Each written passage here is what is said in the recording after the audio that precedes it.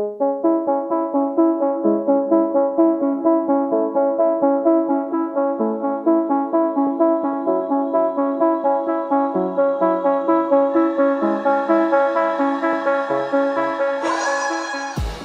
and welcome to the Blackout Podcast, where I get to talk to amazing people who do amazing things. And today, very excited for this one because it's going to be a spiritual trip. I have Anna, the founder of Halifax. Thanks for coming to the podcast today. Thank you for having me here. So I remember seeing like a video of the practice on Instagram. I'm like, okay, this is not yoga, but this is different. So, thanks for accepting when I reached out to you. But I guess, what is Om?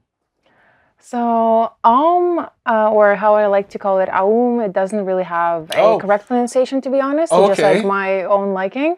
So, Om is a powerful, dynamic practice that allows you to connect with your feelings and emotions that usually we suppress in day-to-day life. So those things are like when you would like to scream, when you like to laugh, or you would like to say someone, I love you, or I'm sorry, you just don't do it, and anxiety and all of that build up in your body. So this is not good. So Om is a relief for your stress. Right. How my mom loves to call it, it's a washing machine for your soul and body. Oh, I like that one. Yeah, it's definitely a very nice one. Right. So I mean, why it looked different for me is that people were not only quiet, like they were, because it was like just a snippet of everything. There were some sections where people were quiet. There were some sections where people were like screaming and loud, and like, is there are there steps that you have to follow? Yes. So the practice that I do, it's a little bit short in one since I don't go like for the full practice. So consists 13 stages. Each stage is 8 minutes long. Original one is 12 minutes, so it takes like literally like 3 or 4 hours. And I heard that it's also short in one. So I feel like it has the stages where you go like for 20 minutes or days or something like this. Like when you go to India, they go through all of it, like days for one stage. It's crazy. But yeah, so what I do, 8 minutes stage each. So we go through anger, forgiveness, love, pushing your limits as a second wind. Then it's Kundalini rising, it's bringing your energy.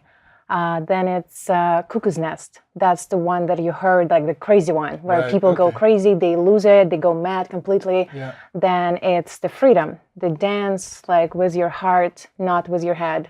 Then it's meltdown, it's laughing. Then it's center of the universe. It's when we get together and chanting Om, bringing that energy together. Then it's wowing. It's the process where we just enjoy the energy as well. I forgot about one. The 10th stage is a Dance of the Lovers. It's where you connect with the sensuality. You do like, you touch yourself, you touch the partners. So it's like feeling sexy. And then the 13th stage is Namaste, when you just congratulate everyone that everyone joined together. Basically, when you say Namaste, it means the Buddha in me sees the Buddha in you. And that's that. Oh. I didn't know that's what it meant. I mean, I know that you say Namaste for yoga and stuff. I didn't know that's what it meant. I do believe it does have different sayings, or like the light in me sees the light in you, or the Buddha in me sees the Buddha in you, or just basically thank you for being here, like I appreciate you. Basically, so, yeah. I see you.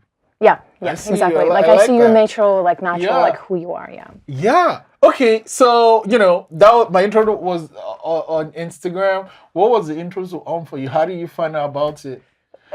And it's one thing to find out about it. I found out about it, I was like, I don't know. But you found out and then decided to practice it. So how did you find out and what made you decide to practice it? So that one happened like recently.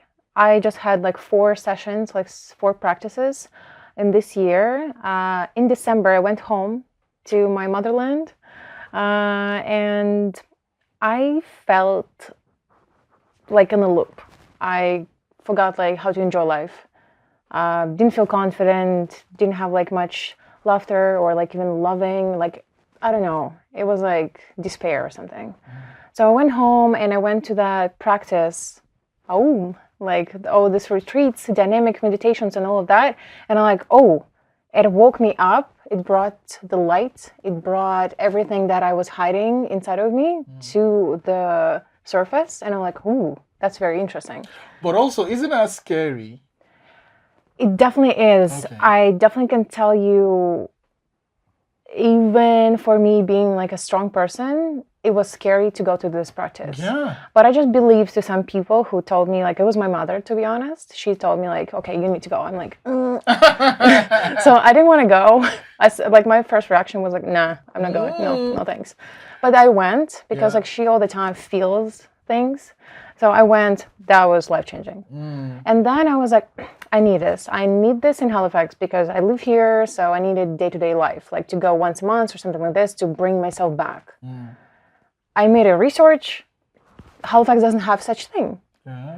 All thing what we have here in Halifax is like, everything is awesome.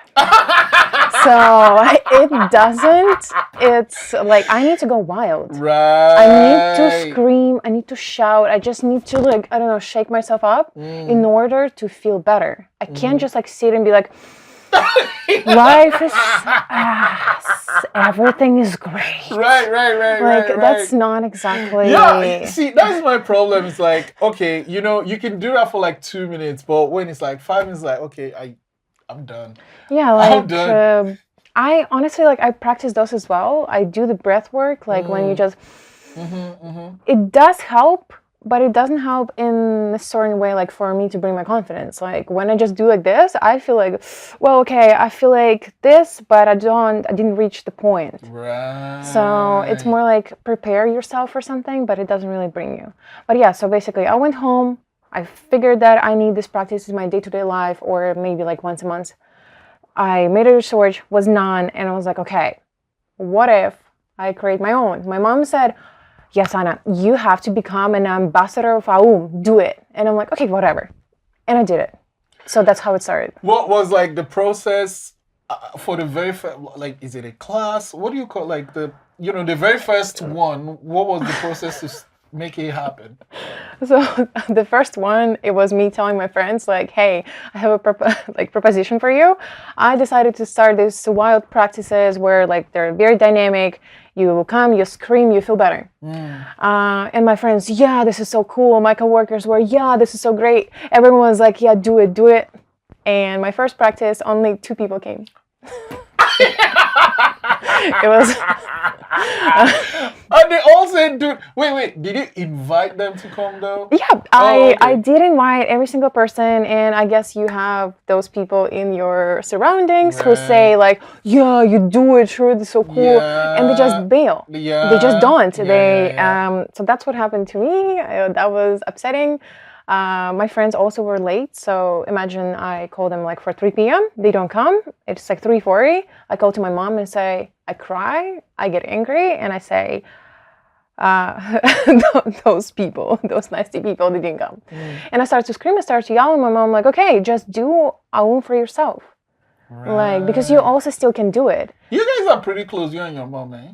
Yeah, we are. We are very close since she does, she doesn't do AUMs for herself now, but like she participate for those because like in Russia they have so many different classes, like different like practices.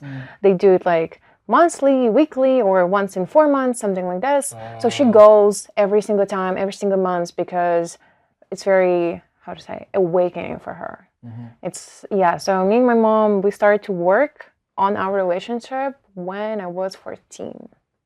So yes, and since then we've been like together all the time. So she's trying to make me better. I'm not trying to make her better because she's the best already, but okay. Yeah, so that works. Wow. Okay, so that first one had only 2 people. I mean, it's discouraging. What made you decide to do it again? Like, because, people said they were going to come, they didn't come. Well, first of all, like me and my mom, it was me and my mom decision. She said, okay, just take a year because like you never get something from the beginning, right? I also had like my own like fashion business or something. It also didn't work from the first time. So I did know that you would need to take a year at least. I believe with you, it also worked in the same time. Like you have to You just take have to more keep time. going. Exactly. Because you never know, you have to keep going. So I said, okay, I started in January, so next January we'll see. If it doesn't work, then I will stop. But like right now, it's very hard to decide. So yeah, the first one didn't work. I'm like, okay, next one, I'm gonna pay like on ads. I'm gonna do this. I'm gonna talk to more people. I'm gonna print the printouts that I have, put in a city, like so people would see me. So yeah, I'm just gonna keep going because that's what I told myself, and also I do it for myself at the first like kind of thing. I do believe for you it's also worked in the same way. I mean, yeah, true. I agree. Here's the thing, though. I think one of the things that is easier to sit down and do this is that you don't have to be as self-conscious as when you're doing right? Because like when you're just sitting down being quiet, then but when you're expressing yourself that way, there is this part of you that just like, I don't want to do this because I don't know these people. I'm just seeing them for the first time. How do you help people overcome that? Honestly, about that, every single time when I have on practice, I also don't want to go. I don't want to go because it takes a lot. It takes a lot of strength, and it's like again, I can say the same thing. It's the same as you do. You don't just come to on practice and you just sit somewhere in the background and you don't talk and you're not there. No, you're there. You support people who come, all those new people who are scared. You kind of become one piece with them and you're also scared with them or something. So I do explain, I'm guiding them through stage to stage, but I also participate. I also scream, I also yell, I show them it's normal. I show them it's normal like to be scared or feeling uncomfortable. So I go through each stage with them too. So how I make them comfortable? Well, I'm being myself. Yeah, I'm just bringing it on the table too. I'm not alone. There's someone that's kind of there with me, guiding me. And if you're looking silly doing it, I might as well look silly doing it too. Because like I'm like, holy shit, I'm not doing that. Okay. So you've done this, you have this plan, but like I know you say you do it for yourself, and I'm curious, like, why is it important to also introduce it to other people? Sorry, introduce like me. Like why it's important? Okay, so it also starts from again me. Not trying to be selfish, but I need on practice here. Because I know that I will loop back to this miserable feeling when I can't express certain things. So the first of all, I did this practice in Halifax for myself, not to get back, how I said. Then I figured if it helps me, it will help others. And this is true because like let's forget the failed first session. The other sessions I had like no less than 10 people. My last one in March, I got the top number 13. So that was very cool. And they also came, some people came from the last times, the new participants as well. They also need it. They also need to go through those stages to connect with themselves, to find their true self. So that's why I think it's needed here in Halifax, since in other countries like Europe, like in like India, like Russia, Ukraine, all those countries, they have these practices and it works and they kept going. So the first time when I tried it, it was like 2018. So it's been like 6 or 7 years and it's keep going. It didn't like die or something. No, it still keep going. Here just didn't reach it. The movement is like unknown. So people like, oh. But I do believe it works in other countries. It will work here. And another one that, yes, it helps me, it definitely would be those people who would help too. Because if I need this, there's gotta be at least one person that needs it too. Exactly. Okay, so you have your sticker here. Is that for the one that's happening next, or is that for an old one? Actually, I do have my old one since like the official ones. How I said, let's forget about the failed ones. Officially, like for let's call it public ones. I had 4 of them. Oh, okay. So now here, let me take a peek. So I do have for like the last ones and the upcoming one as well. Okay, let's check it out. Yeah, and also I feel like I wanted to be a designer when I was younger. So it also kind of pays out to me because I have this beautiful opportunity to actually express myself, to do all of these like beautiful things. So this one is for So this one, it was like that January. So Right. I had like on January 4th, I would say, I had the failed ones like that two people came. So then I did another one and I worked very hard like on ads and all of that stuff to get more people. So I believe I got like 11 people after that. So that was a good result. Nice. Then another one that was, yes, in February. Okay. That was also a little beauty. Yeah, like I don't know, like I like to do like that those. one. It says not your typical meditation. Yes, 'Cause, like yeah, it is exactly. yeah. That was like on every single one, as you can see here. I do. Oh, no, not on this one. Whoop. This one. Yeah. Yeah, like on every single one, I do write this that it's not your typical meditation. Because everyone expects to Yes, just come exactly. and chill Because a lot of people did write me on Facebook or Instagram something like, I tried yoga and I almost fell asleep. Yeah. I'm not coming, sorry. And like, I don't think it's my thing. I'm like, well, it's dynamic practice. It's like very powerful. You can't fall asleep. Like you can, like, I don't know, you can fall asleep only because you got too tired or something, but it's not happening. So yes, and yeah, the upcoming one, that would be April 21st. So yeah, Oh, that you would have be. a date already? Yeah, Okay, I do. cool. Like it's like this beautiful dandelion. So you basically like, and the slogan for this one is a wake up and bloom, to love, create, and live. Okay. Yes, because when you go through all those stages, you awaken that energy, that beauty that lets you. One thing I noticed is that it is 18 plus. Is there any particular reason why? Yeah, so it does have a age restriction for a reason because, for example, one of the stages of AUM, it's Dance of the Lovers. It's basically when we explore the sensuality, like the touch, the Oh, the one feel. you talked about, the Yes, touch. like you feel that warmth of the sexiness, you know? Right. Gotcha. So it's complicated because you can obviously explore yourself with yourself. Just you don't have to go and explore male or female energy. No, you can do it with yourself because, like, you know, like when did you touch yourself last That must time? be uncomfortable to do it for 8 minutes though, you know, because like we don't Yeah, I know. do that. Like, Exactly. So I mean, yeah, I think it might be easier to scream for 8 minutes versus do that for 8 minutes. I definitely can tell you no. The first, like the people who never been, they also get tired after like 2-3 minutes. Right. And I get it. I get it. No. What I mean, I don't mean like doing it. Like I think mentally screaming versus mentally being expressive with yourself. I think for me, that second one is more easy. The second one is more difficult. The screaming, it's fine. I'll scream. Yeah, same here. Same for me. Like I would scream, I would like yell, I would lose myself. But yes, like laughing, loving, touching myself.